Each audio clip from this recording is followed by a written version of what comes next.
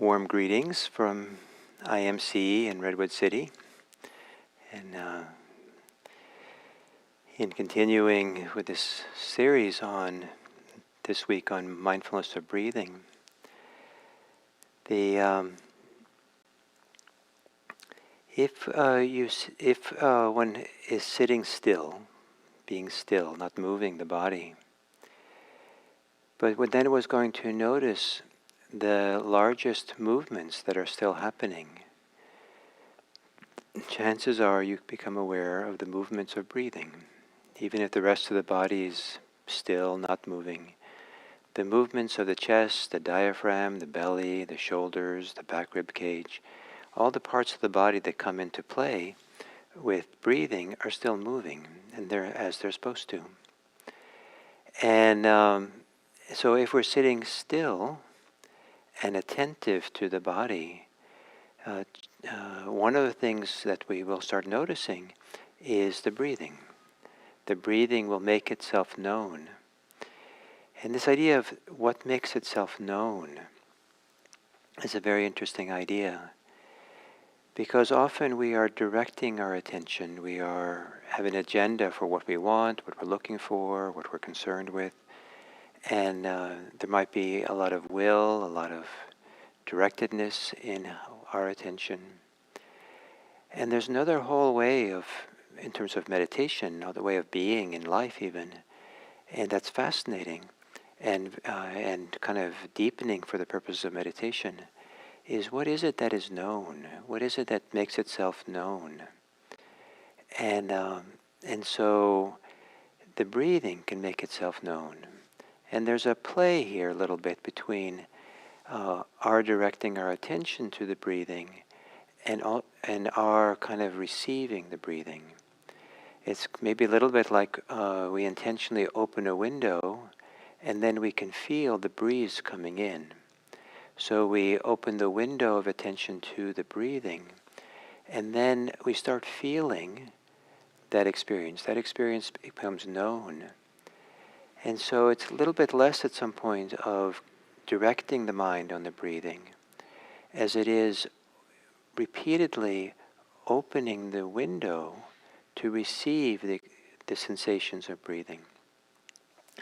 And then those sensations become known and or felt. And one of the first things we can do is we can feel the breathing, feel the sensations. And the feeling of the sensations is one of the ways to develop concentration, is to stay close to the sensate, the sensory experience. So one of those is the movements of the breathing. Another is as you breathe in, maybe the expansion, the pressure. At the top of the in-breath, there might be a tautness as we reach near the limit there. And on the exhale, there's a release, a relaxing, a smoothness, maybe. And sometimes that's breathing in and breathing out feels like a smooth feeling. And sometimes it feels choppy, kind of like little segments that are going in and going out. And whatever it was, to feel it, and to feel it where in the body it's most compelling, where the experience of breathing is easiest. And that's sometimes called the home base. And for some people, it's a particular spot. Sometimes people really love feeling it in the lower belly, just below the navel. Some people feel it in the chest, around the solar plexus, diaphragm area. Some people will feel it at the nose, the sensations of air going in and out through the nose, and tip of the nose, the top of the lip. Some people find it very nice to just feel the whole experience of the body. So it's kind of a holistic censoring of it all. As we get concentrated, there's a subtle shift that can begin happening. And now, in addition to sensing and feeling it, there's a very quiet, relaxed knowing that we can engage in. We know that is movement. We know that is pressure and release of pressure. We know that is a sense of expansion and contraction. We start kind of recognizing, knowing what those sensations actually are. And then to go further down as we get quieter, the knowing begins to fade away, or not as important, and it becomes a quiet observing, where there's not much recognition, just observing. And the intimacy of the feeling at the beginning is replaced by an intimacy of the observing. The observing has a clarity to it and a beauty to it at the right time as it gets more and more settled. So,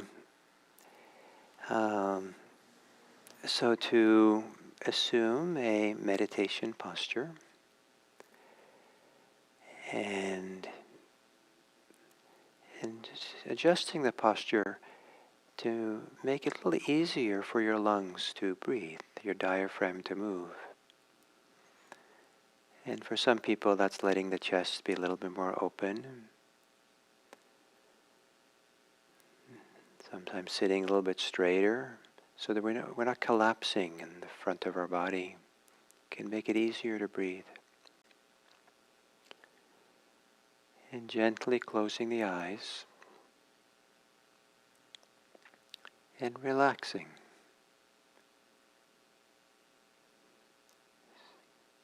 Seeing where in the body you can relax. Maybe relaxing around the belly. And if you relax a lot in the belly, you might want to readjust your posture slightly so that the weight of your body through your spine feels just right.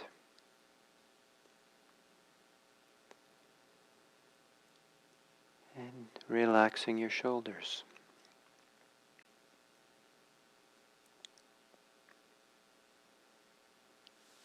And there too, maybe some subtle shifts in how your hands are can feel good in the shoulders. Let them relax more.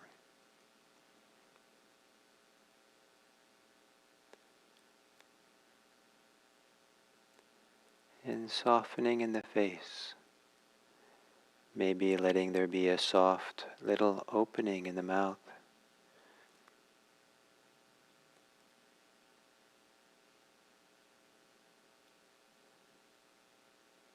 And relaxing around the eyes.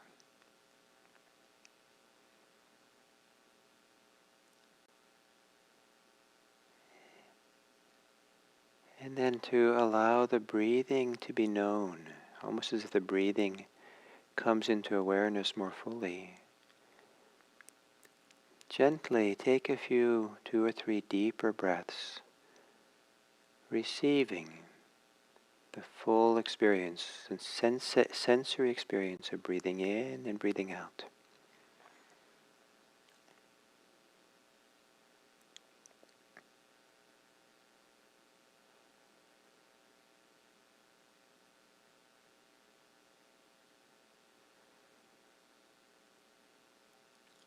And letting your breathing return to normal.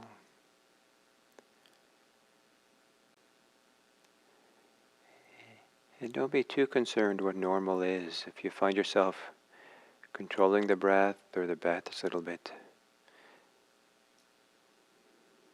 held in check, it's okay. For the purpose of mindfulness, it's just to feel it how it is, without any need really for it to be different. It's okay the way it is. The task is to feel it as it is. What is the body's experience of breathing?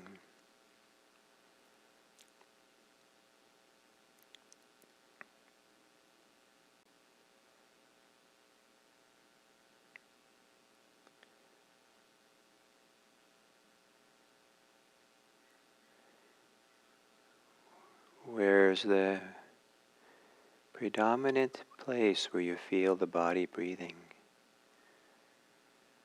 The belly, the chest, the nose,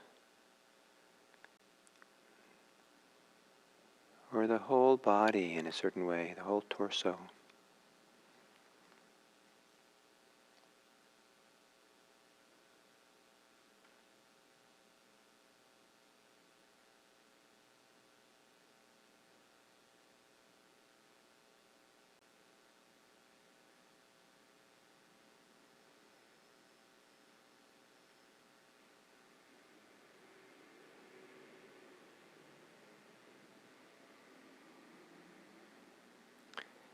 And the more you allow yourself to feel the sensations of breathing, the less the energy of attention goes into thinking about other things. Now's not the time to be thinking about other things, so at least to put those things into the background of the mind. And in the foreground,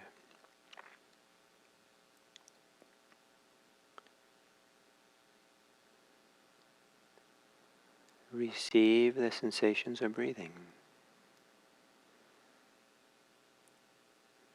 Like the window is open,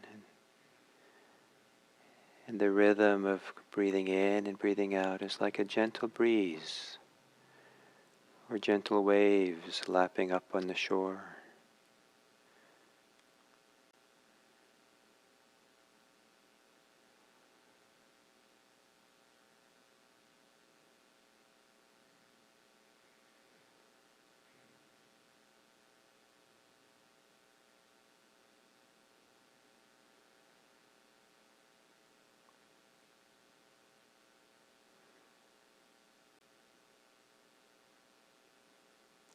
To feel the experience of breathing is to be intimate.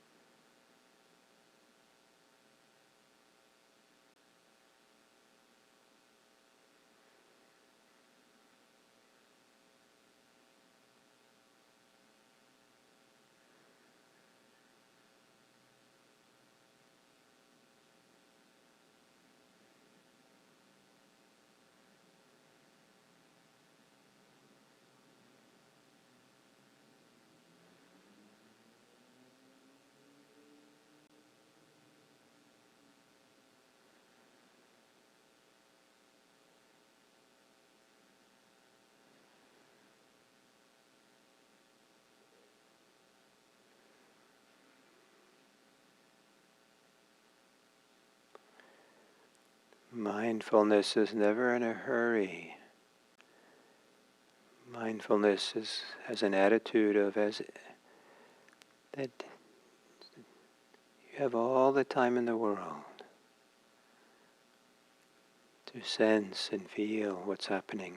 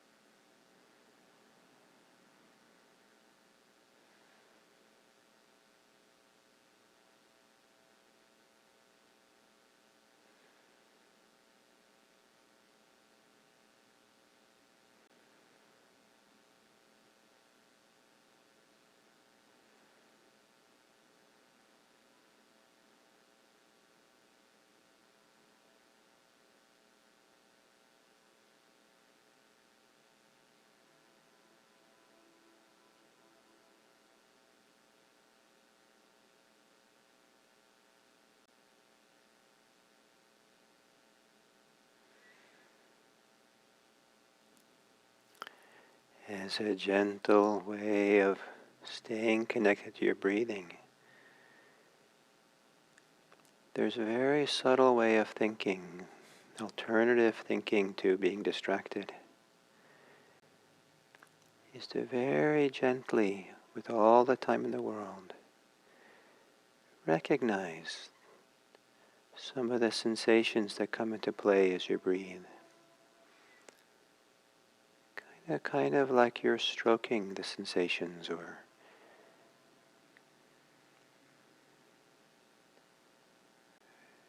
like you're putting a gentle hand on them to just acknowledge their presence. It can be as simple as recognition of movement, tingling, warmth, coolness,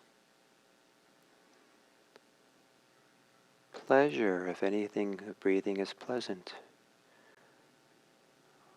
or unpleasant if anything is unpleasant. Pressure, tightness, looseness. Sometimes there's a little pulling with the exhale, or releasing.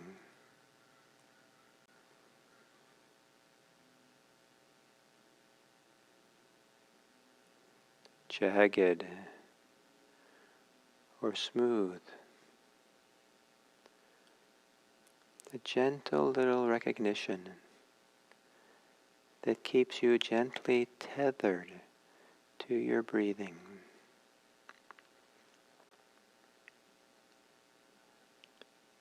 And saying it in such a quiet voice that that act of recognition is quieting for the distracted mind.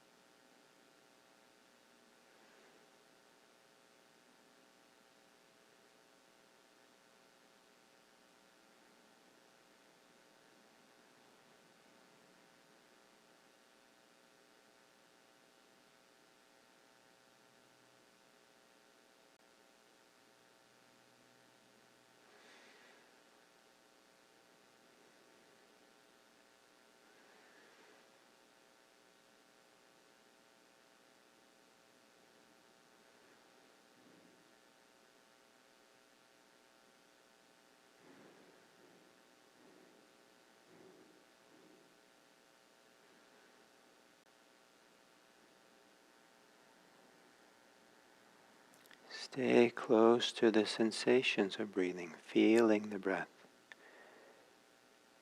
And as a gentle contact, gentle holding of those sensations,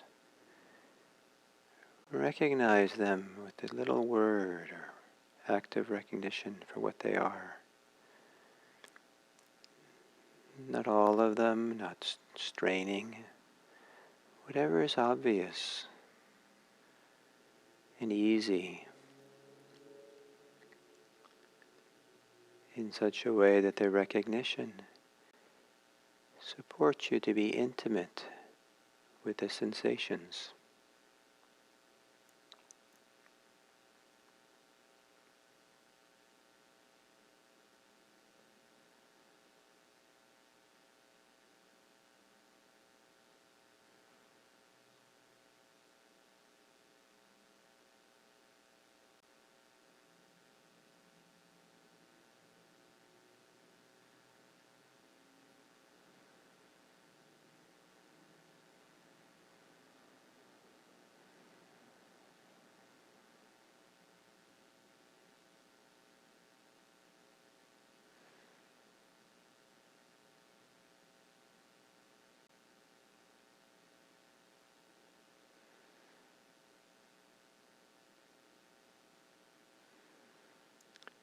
where the act of recognition is not a final decision of what's there, but rather it's more like opening the window,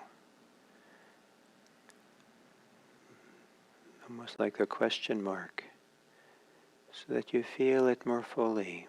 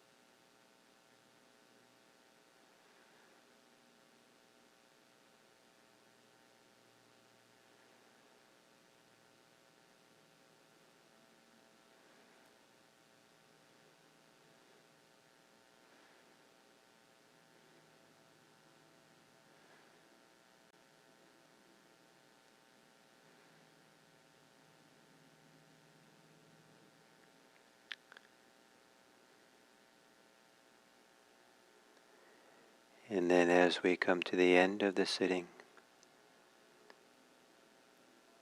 is there any way that your breathing has become more easeful,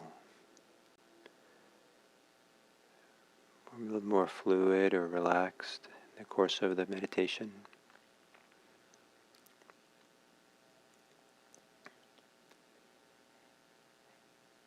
And to feel that sense of ease or an easeful breath. And if it hasn't, that's okay. It's also very important to recognize and know well a breathing which is not easeful.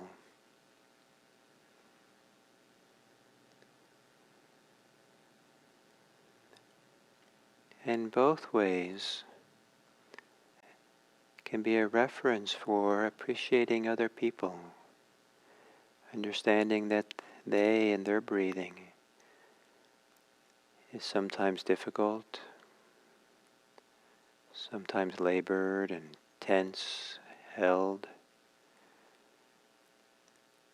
and that all beings have the potential of an easy breath, open, relaxed, easeful breath. And it's not an incidental thing to have an easeful breath, because breathing is connected to our psychology, our minds, our hearts. To breathe easy is to be relaxed in other ways too, to be at ease in this world. And may it be that as we end this sitting, that we can wish that others also have the experience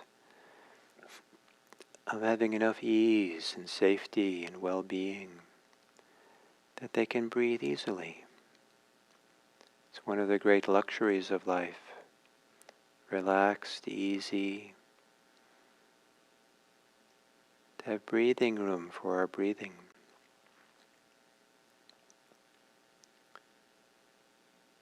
And through that easeful breath, may beings be nourished and supported.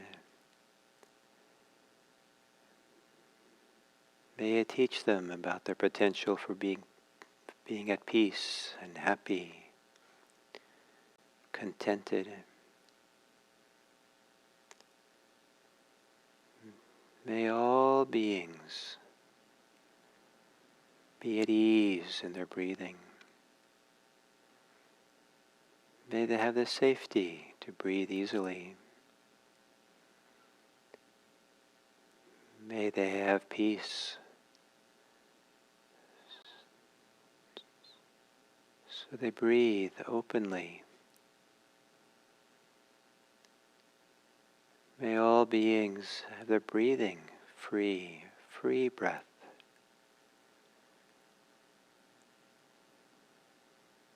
And may we live in such a way that supports others to be at ease in their breathing, at ease in themselves.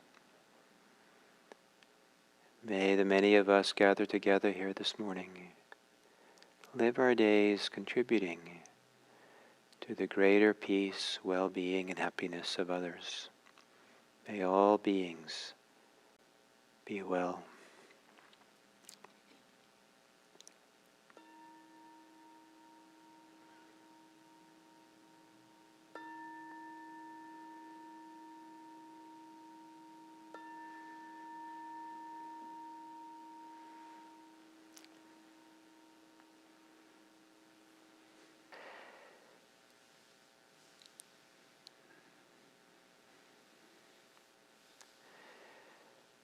So I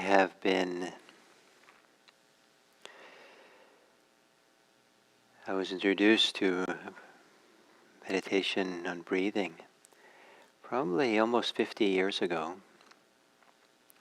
And if someone had told me 50 years ago when I was still a teenager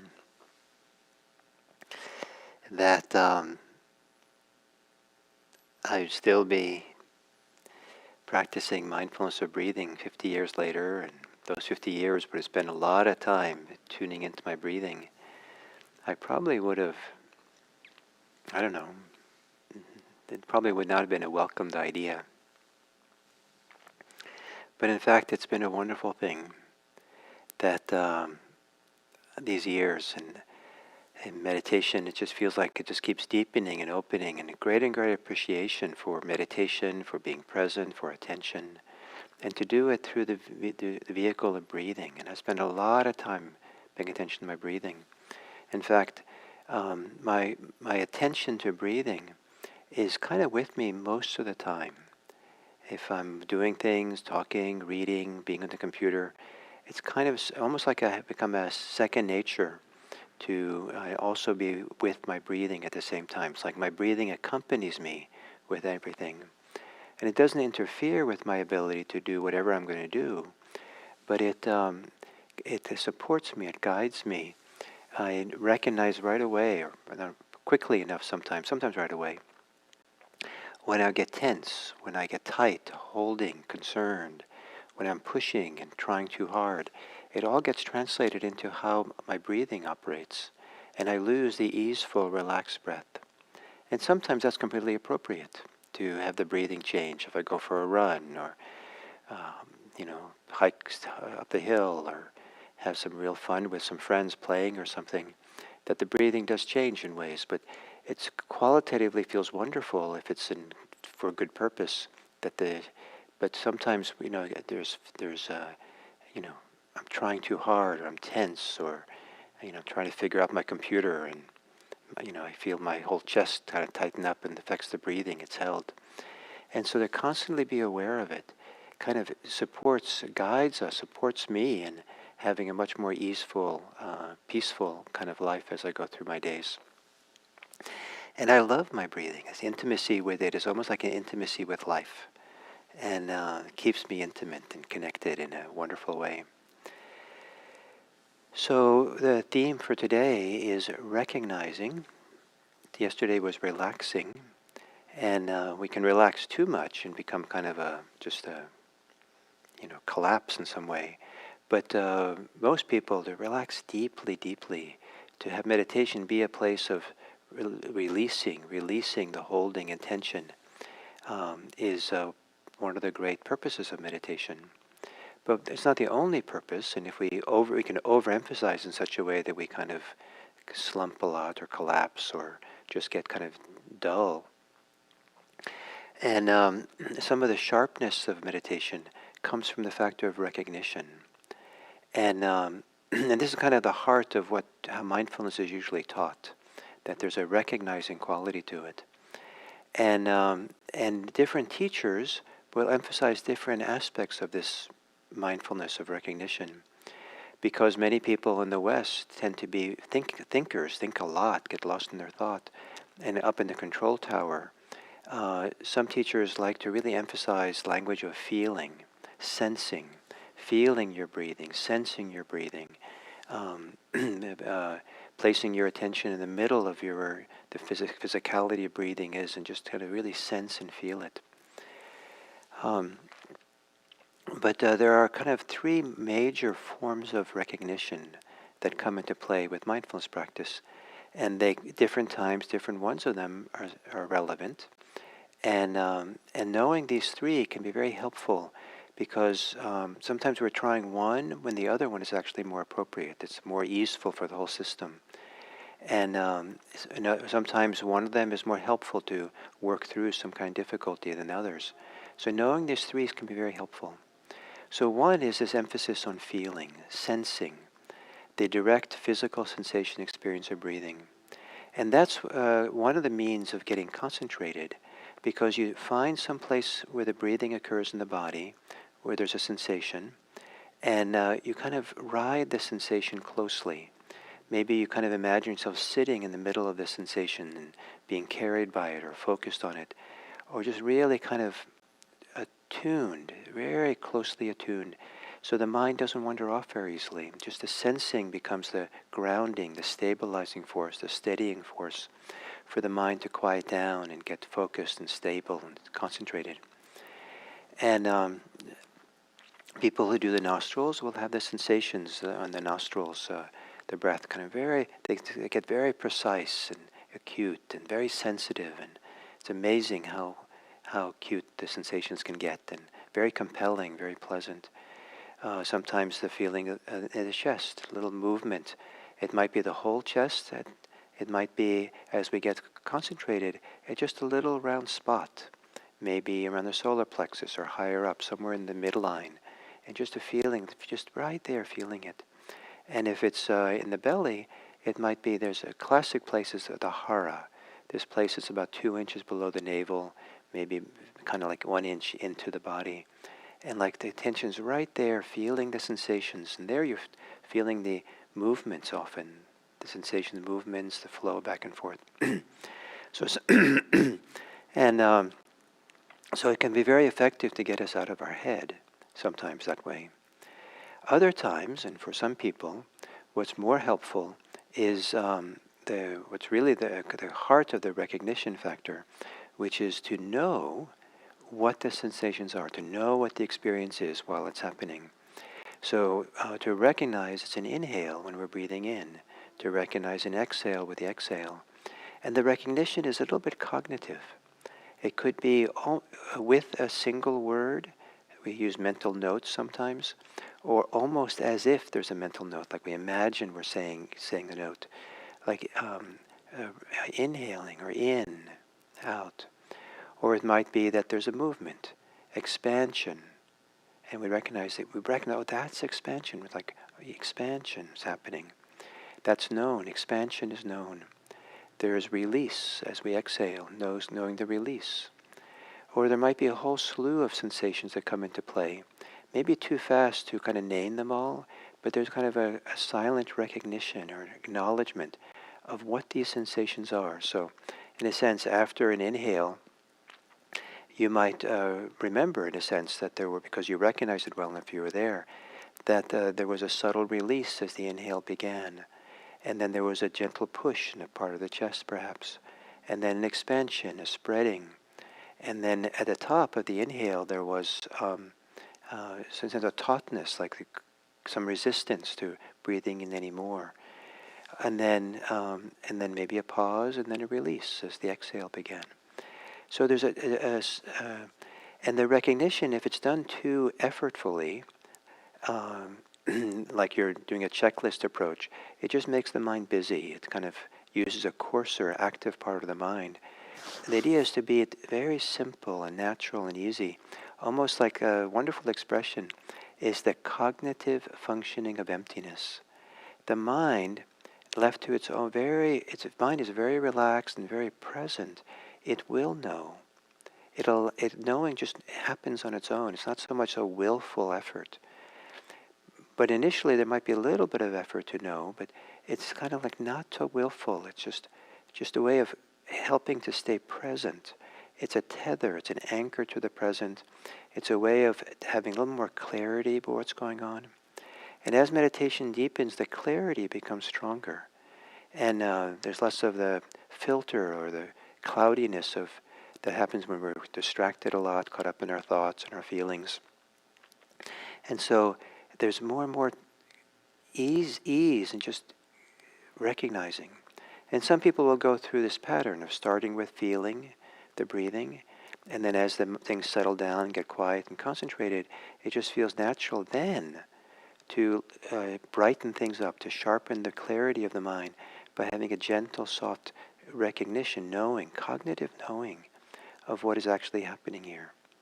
And it turns out that in deeper meditation, there's something very deepening about this cognitive knowing, just very simple, natural, cognitive functioning of emptiness. At some point, that cognitive functioning might seem like it's too much, and at some point it shifts just to observing. Very simple, observing of the experience. It doesn't have the same kind of direct contact and intimacy of feeling. It doesn't necessarily have the same kind of clarity as recognition of cognitive knowing, but observing can be very spacious, it's meant to be kind of one of the deeper places we come to. We settle back and we're not entangled, not identified, not involved, trying to fix anything that's going on. We're just there, peacefully, just watching it. It's almost like we get out of our own way when there's observation. There's observing but no observer, kind of thing. And so these are kind of three of the main kind of forms of mindfulness, and different times, different ones are useful. And it's I kind of talked about them as being deepening, but sometimes when the mind is kind of very active, some people find it's better to just settle back and observe rather than feel. Sometimes the intimacy of feeling hooks us into being kind of caught and more engaged. And sometimes the cognitive knowing can be so beautiful. It's like in the knowing, the cognitive knowing is where this freedom is. Oh, it's almost like you say to yourself, "Oh, it's just an inhale. It's just a tight breath. It's just a controlled breath," and that recognition is like, "Oh, that's all it is," and let it be. And the so.